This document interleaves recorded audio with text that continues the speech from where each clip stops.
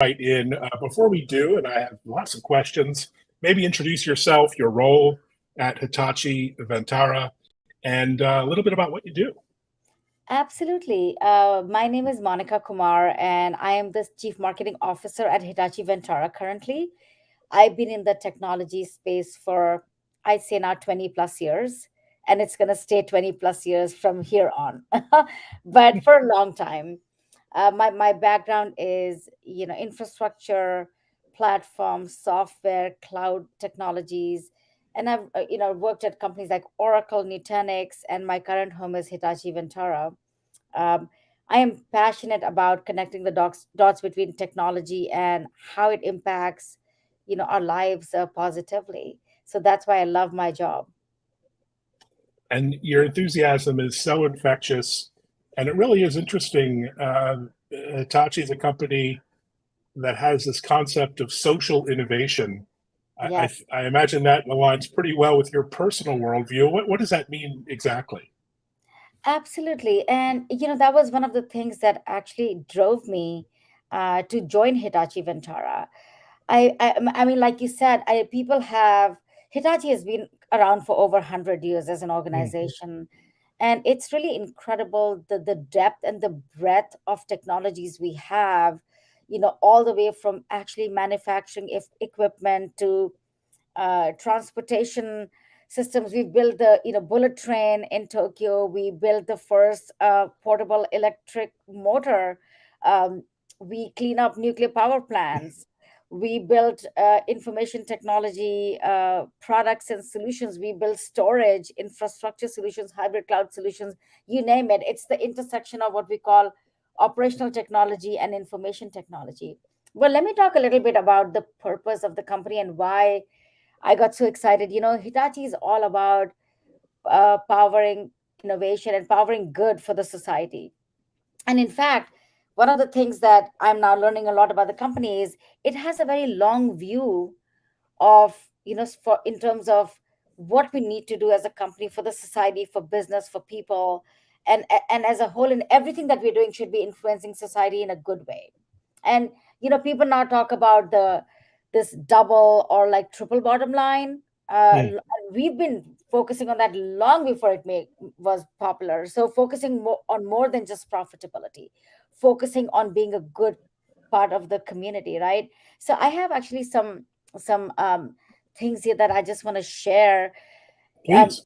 We've over 100-year history pursued this mission of contributing to society through the development of technology and products, and that's where the intersection of doing good and profitability intersects. And I think every company today should be thinking about that. I talk a Mm. lot to the younger generation, like especially millennials, and I'm sure Evan and you do too. And what is on top of mind for them? On top of mind for them is to make sure that they're doing also good for the community that they live in, and that any organization that they buy products from, any company, should also have a mission, vision, purpose that's bigger than the product, that's bigger than their company, right? And that's what Hitachi is about. And so one of the things we have really focused on is sustainable society. How do we help create that? What is our role in that? And to that point, we actually have um, a goal that we've put in place all the way to 2050, where our goal is to work with our customers on carbon footprint neutrality. But then we also have a milestone in between by 2030 to make ourselves as a company, carbon footprint neutral internally, and also the products and services that we offer. So these are some of the things we do. I mean, our company values, by the way, I don't know if you've done some research on Hitachi, are like amazing. They are like sincerity, pioneering spirit, and harmony. And if you think about, and these are like coming through our heritage, right? And so it's really about being sincere in everything we do, in the products we create, and how we engage with our customers, partners, the citizens, and the community in the world. Pioneering spirit is the innovative spirit. What kind of solutions I can love we that. think of, right? And then harmony, of course, we want to be collaborative, we want to be a good citizen of the world. And within our company, our employees also, we want to create a culture of harmony where we work together to create innovation. Yeah. Oh, it's such an amazing commitment. in the midst of our very cutthroat capitalist society, to have that commitment to actually improving lives and supporting the development of society from a company Yeah, and standpoint, really connecting that's it to the so products worthy. and services we offer, Evan, right? And one of the things you asked is, how does it resonate with me? As I'm getting wiser and have more years under my belt in the corporate world, I'm realizing what really excites me is, of course, I love to do my job and create profits and bigger revenue for the company and market share. But what really excites me is the purpose driven nature of it, right? If Mm. I can at the same time look my kids in the eyes, who are, one of them is a millennial, a Gen Z, the other one is a millennial, I can look them in the eye and say, look, I am not just working in the corporate world that only cares about profit. We are doing good for the society. To me, personally, that makes me feel better about what I'm doing. Well, that's lovely. And you're also a strong proponent of getting more women into technology, starting their own businesses, getting into green tech, energy and mobility areas where Hitachi is so active. That sounds like another passion project of yours. Yes, and for many years, I've been part of many organizations that really encourage and support and provide that, safe space for women to come together and discuss issues, challenges, how to navigate certain things. And finally, about a couple years ago, I became part of a fund. It's called Netri Futures Fund, and it's a fund that invests in female founders and diverse founding teams that build innovative tech enabled solutions for the global market. And a lot of, I would say, majority of the fund investors are South Asian female. So this is the first time I felt like I put my money where my mouth is, to say, okay, now that I've been on the other side for so long and talked about how we need to do more to support female entrepreneurs, like, how about me and what is my role in doing that? Yes, I talk about that and I'm creating the conversation about that or becoming part of it, but can I go a step further? And I could contribute in terms of funding as well. So I know it's still very difficult for female entrepreneurs to get funding, compared to their male counterparts.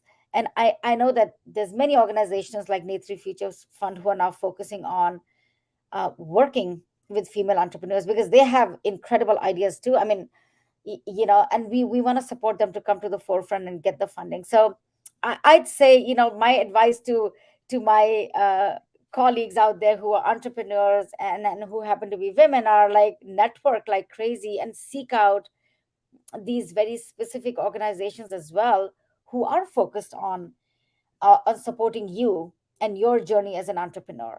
And I can't wait to see what kind of innovative and creative ideas, like, the female entrepreneurs bring out, specifically in the field of mobility, mobile energy, and sustainability and green, because um, the world is 50% women, and there's a different perspective and view that we bring to the society. So I'm sure we'll bring a lot more interesting innovation in these categories as well. Oh, I can't wait to see it. And tell us, Hitachi Vantara is a fully owned subsidiary of Hitachi. What are your particular goals in Hitachi Vantara when it comes to tech and tech trends, tech opportunities? You do so much in big data and analytics and IoT. And how do they also align with the ESG kind of goals that you have? Yeah, absolutely. Yeah, Hitachi Vantara focuses on information technology solutions fairly and squarely. And as you know, conversations have started at the sea level in data center sustainability, right? How do we reduce the carbon footprints in data centers? How we reduce the consumption of energy and um, power, electricity, all the different resources that we're using. And that's where I'll give you examples like our storage systems that we are creating, and software. We are now very, very specific in, you know, um, designing them in a way that it helps organizations do more with less. The form factor is reducing. It also helps organizations reduce their carbon footprint. So that's, one example in terms of storage systems. We also have services who are working with customers hand in hand to build sustainable solutions, whether it's for banking or farming or Mm. agriculture or smart cities. I mean, there's lots of, I think, cities and public sector and state local government entities who are now looking at this, making the cities smart and overhauling the resource utilization and reducing their wastage, right, and becoming more environmentally friendly. And that's where our technologies are really helping. The other piece is obviously data, right? And we all talk Mhm. about Gen AI, it's become huge. So, on one hand, Gen AI means a lot more data is going to be generated, of course, Mhm. as if we didn't have enough. Now we are talking about 10, 20, 100, I don't know, 1,000 times more very quickly, or even more, the number. So, I think you need more green technology now in terms of how you're going to store the data. Like, are you going to start consuming more energy now, or can your storage be more, energy efficient and lower your carbon footprint, and do more with less, kind of thing. And then last but not least, I think hybrid cloud is another area which Mm. is evolving, right? It's not that it hasn't been around forever. Hybrid cloud has, people have been talking about it, but really it's been a challenge to build out a true hybrid environment for organizations, that spans both on premises and public clouds. I would say overall, our customers are becoming a lot more savvy in thinking about their role in sustainability and how data centers need to become more sustainable over time. So that's what excites me, is having those conversations, doing our part through our solutions in helping them become more sustainable. But I think we are just barely scratching the tip there. I mean, honestly, I think it's a C-level conversation right now. But when you go down to the actual implementers, I think they're still, the work that we're doing with them is, what's the ROI of sustainability?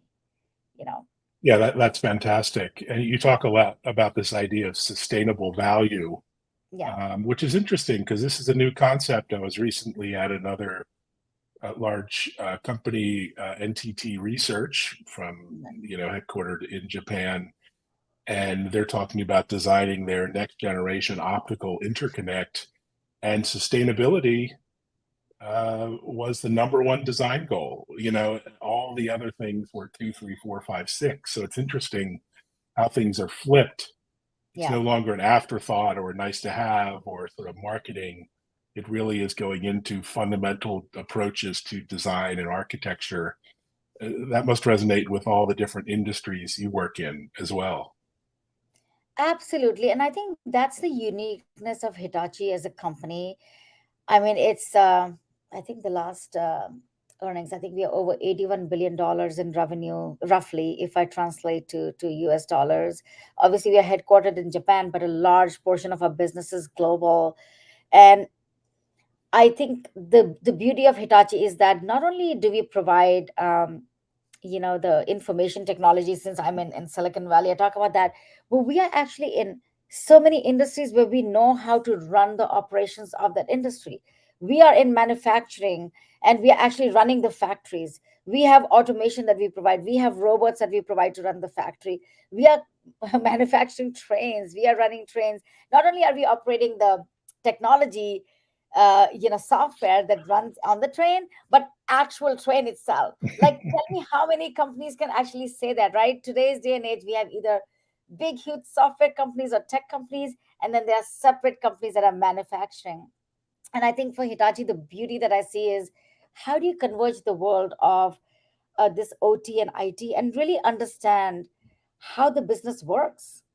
And that's where I think you can create sustainable value, because if you understand very deeply the processes in the business, right, from ground zero all the way to like when it's functioning in a factory, like how do you actually design a factory? Mm. How do you then build out the factory itself? What are the processes in it? And then, okay, great, what software, storage, infrastructure products will you use? So I think, to me, that's where the our value comes in, is in understanding the complete spectrum of, all the way from operations to then the software and then running of the operation. And so I just talked about manufacturing, but transportation automation, Mm. we are big in that business too, right? creating the parts and electronic components for Mm. automobiles. I mean, I don't know if you knew this, but and this is also an example of the doing good part. But when the unfortunate, Fukushima disaster happened many years ago due to the earthquake in Japan, we actually were part of the cleanup of the nuclear reactor. We sent Oh, robots wow. to Wow. actually clean the reactor, and that was part of our technology, like sending the robots, because we have them, we create them, we manufacture them, and we run them, but also doing good in the community. It was both, right? It's an example of that. Yeah, so much tech for good. Yeah. And you do such much great work, for your colleagues or younger entrepreneurs watching. Any resources you recommend, websites or books or organizations that you suggest they get involved with to kind of get on board this new sort of innovation highway we're on? Yeah, gosh, I mean, I will tell you some of my favorite, and before I go there, though, I do also want to talk about. I think we talked about the whole notion of the data explosion right through Gen AI. I did want to mention that part of Hitachi as well. We talked about manufacturing, energy, transportation, banking industry, but really the other part of our focus is on sort of data management, analytics, and AI.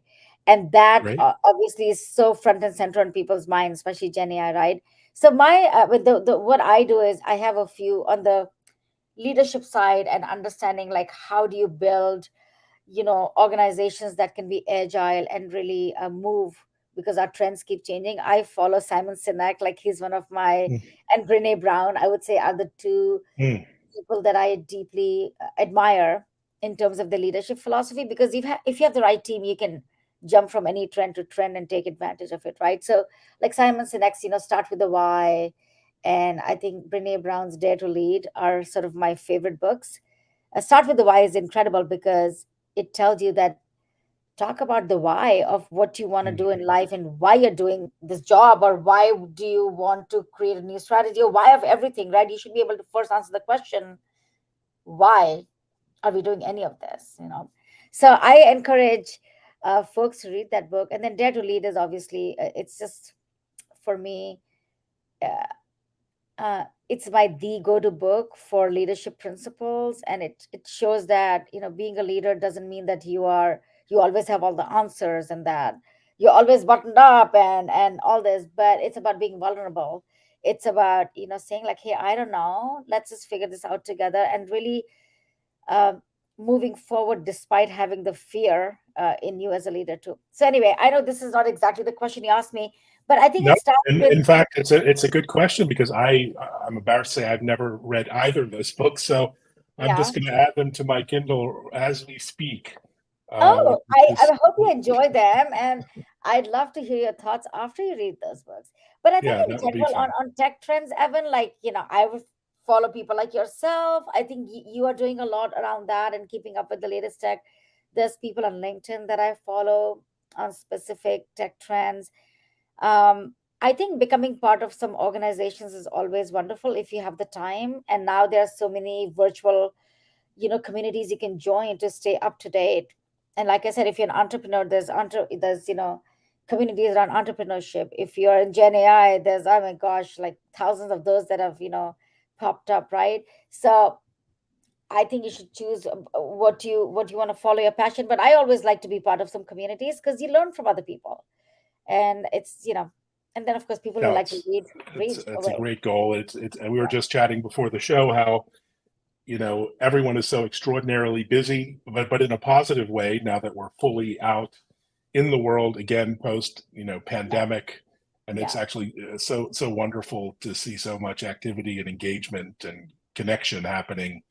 And I know it's a lot to ask you to describe a whole of Hitachi, even the whole of Hitachi Vantara being one person. So would love to have guests on the show from your CTO office, and we can drill yes. down, dive into some of these amazing topics: AI, generative AI, big data, IoT. These are all top of mind Absolutely. these days. Absolutely. Yeah, Evan, Well, I have to do that. Yep. Thank you. what are you looking forward to the rest of the summer for what we have left? Any travel, personal, professional travel plan? Anything coming up Yes, worth I mentioning? am. I'm also encouraging my team to take time off because I know we all get very busy. I like I said when I first said hello to you, like, oh, it's been crazy. And so definitely I'm going on a trip to Peru at the end of towards Wow, the end of summer. So I'm looking forward to that. that is And amazing.